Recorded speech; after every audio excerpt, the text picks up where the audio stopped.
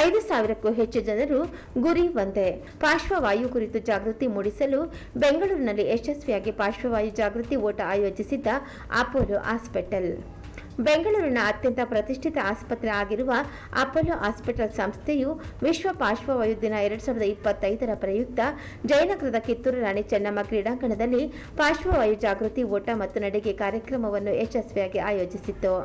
ಪಾರ್ಶ್ವವಾಯುವಿನ ಆರಂಭಿಕ ಲಕ್ಷಣಗಳನ್ನು ಗುರುತಿಸುವ ಮತ್ತು ಗೋಲ್ಡನ್ ಅವರ್ನಲ್ಲಿ ಸೂಕ್ತ ರೀತಿಯಲ್ಲಿ ಕಾರ್ಯನಿರ್ವಹಿಸುವ ಮಹತ್ವವನ್ನು ಸಾರಲು ಆಯೋಜಿಸಲಾಗಿದ್ದ ಈ ಮಹತ್ವದ ಕಾರ್ಯಕ್ರಮದಲ್ಲಿ 5,000ಕ್ಕೂ ಹೆಚ್ಚು ಜನರು ಭಾಗವಹಿಸಿದ್ದರು.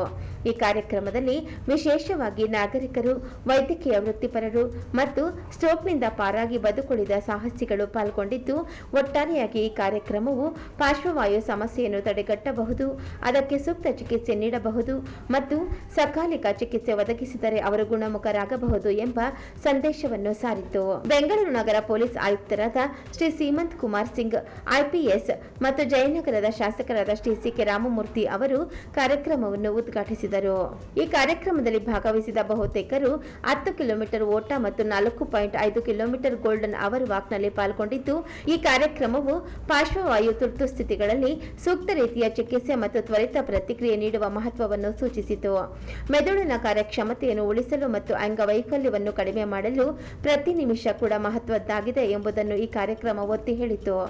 ಜಯನಗರ ಅಪೋಲೋ ಹಾಸ್ಪಿಟಲ್ನ unit head doctor Yathish Govindaiah ಅವರು ಮಾತನಾಡಿ, ಪಾರ್ಶ್ವವಾಯು ನಿರ್ವಹಣೆ ಮಾಡಲು ಕೇವಲ ಸುಧಾರಿತ ಮೂಲ ಸೌಕರ್ಯ ಮಾತ್ರವೇ ಅಗತ್ಯ ಇರುವುದಲ್ಲ, ಬದಲಿಗೆ ಇಡೀ ವೈದ್ಯಕೀಯ ವ್ಯವಸ್ಥೆಯಾದ್ಯಂತ ಸಮನ್ವಯ ಮತ್ತು ಸಿದ್ಧತೆಯು ಬಹಳ ಅಗತ್ಯವಾಗಿದೆ. ಅಪೋಲೋ ಆಸ್ಪತ್ರೆಗಳಲ್ಲಿ ರೋಗಿಗಳು ಗೋಲ್ಡನ್ ಅವರ್ನಲ್ಲಿಯೇ ತ್ವರಿತ ರೋಗ ನಿರ್ಣಯ, ಸ್ಪಷ್ಟ ಚಿತ್ರಣ ಮತ್ತು ಚಿಕಿತ್ಸೆಯನ್ನು ಪಡೆಯುವುದು ಸಾಧ್ಯವಾಗಿಸಲು ಸಂಯೋಜಿತ ಪಾರ್ಶ್ವವಾಯು ಚಿಕಿತ್ಸಾ ವ್ಯವಸ್ಥೆಗಳನ್ನು ರೂಪಿಸಿದ್ದೇವೆ. ಲೈಫ್ ಟೈಮಲ್ಲಿ 1 in 4 ಮೆಂಬರ್ಸ್ಗೆ ಸ್ಟ್ರೋಕ್ ಆಗುತ್ತೆ ಅಂತ ವರ್ಲ್ಡ್ ಸ್ಟ್ರೋಕ್ ಅಸೋಸಿಯೇಷನ್ ಅವ್ರು ಹೇಳ್ತಾರೆ.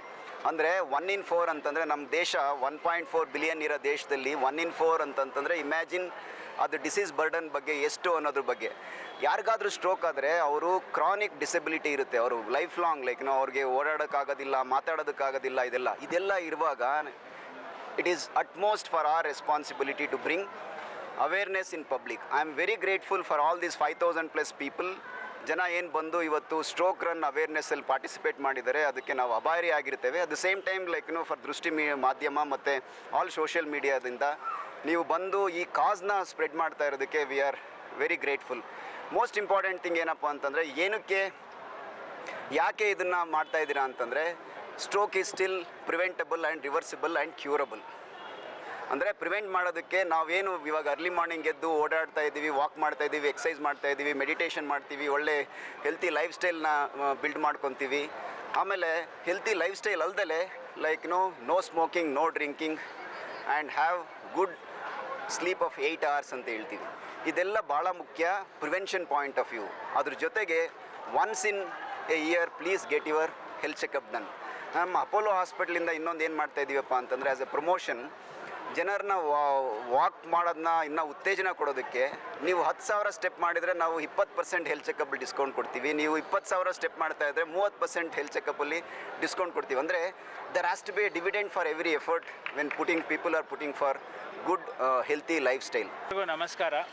ಇವತ್ತು ವಿಶ್ವ ಪಾರ್ಶ್ವವಾಯು ದಿನಾಚರಣೆ ಪ್ರಯುಕ್ತ ಅಪೋಲೋ ಆಸ್ಪತ್ರೆ ಬೆಂಗಳೂರು ಸಂಸ್ಥೆಗಳ ವತಿಯಿಂದ ಸ್ಟ್ರೋಕ್ ಅವೇರ್ನೆಸ್ ರನ್ ನಡೆಸ್ತಾ ಇದ್ದೀವಿ.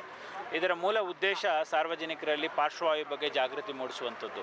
ಏನಕ್ಕೆ ಜಾಗೃತಿ ನಾವು ಮೂಡಿಸಬೇಕು ಸಾರ್ವಜನಿಕರಲ್ಲಿ? ಯಾಕೆಂದರೆ ಸ್ಟ್ರೋಕ್ ಅನ್ನೋದು ಭಾಳ ಕಾಮನ್ ಕಾಯಿಲೆ. ಈಗ ವಿಶ್ವದಲ್ಲಿ 15 ಮಿಲಿಯನ್ ಪೀಪಲ್ಗಿಂತ ಹೆಚ್ಚಾಗಿ ಪ್ರತಿ ವರ್ಷ ಪಾರ್ಶ್ವವಾಯುಗೆ ತುತ್ತಾಗ್ತಾ ಇದ್ದಾರೆ. ಅದರಲ್ಲಿ 5.5 ಮಿಲಿಯನ್ ಜನ ಮರಣ ಹೊಂದ್ತಾ ಇದ್ದಾರೆ. ಜಾಗತಿಕವಾಗಿ ಹೇಳೋದಾದರೆ stroke is second commonest cause of death world wide and in India it is third commonest cause. ನಮ್ಮ ಬೆಂಗಳೂರಿನಲ್ಲೇ ನೋಡಿದ್ರೆ ಪ್ರತಿದಿನ 50ಕ್ಕೂ ಹೆಚ್ಚು ಹೊಸ ಪಾರ್ಶ್ವವಾಯು ಪ್ರಕರಣಗಳು ವರದಿಯಾಗ್ತಾ ಇದೆ. ಹಾಗಾಗಿ ಇದು ತುಂಬ ಗಂಭೀರವಾದಂಥ ಸಮಸ್ಯೆ. ಯಾಕೆ ಸ್ಟ್ರೋಕ್ ಸಂಭವಿಸುತ್ತೆ? 10 ಪ್ರಮುಖ ಕಾರಣಗಳಿಂದ 90% ಪಾರ್ಶ್ವವಾಯುಗಳು ಸಂಭವಿಸುತ್ತೆ.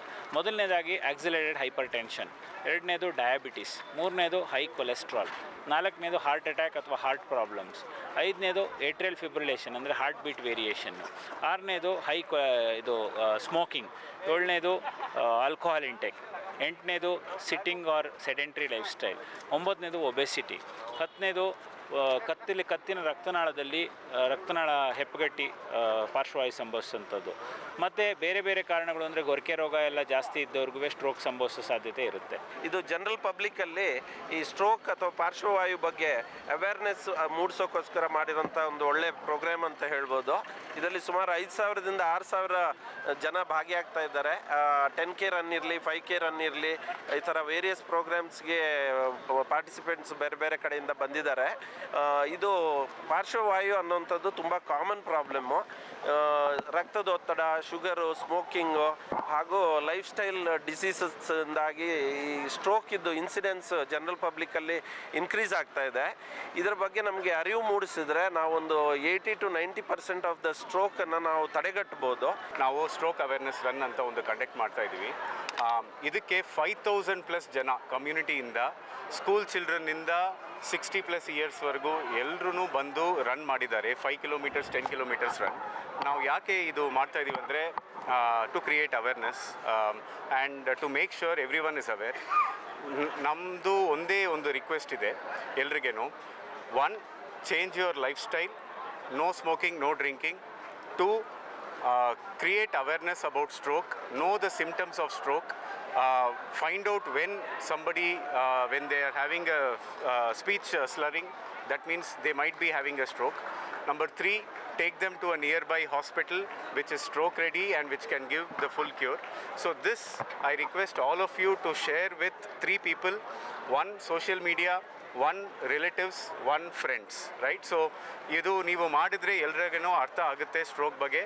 Everyone will be cautious and this is fully reversible, fully preventable disease. For that cause we are doing this awareness run. So I request all of you to spread this message. Thank you.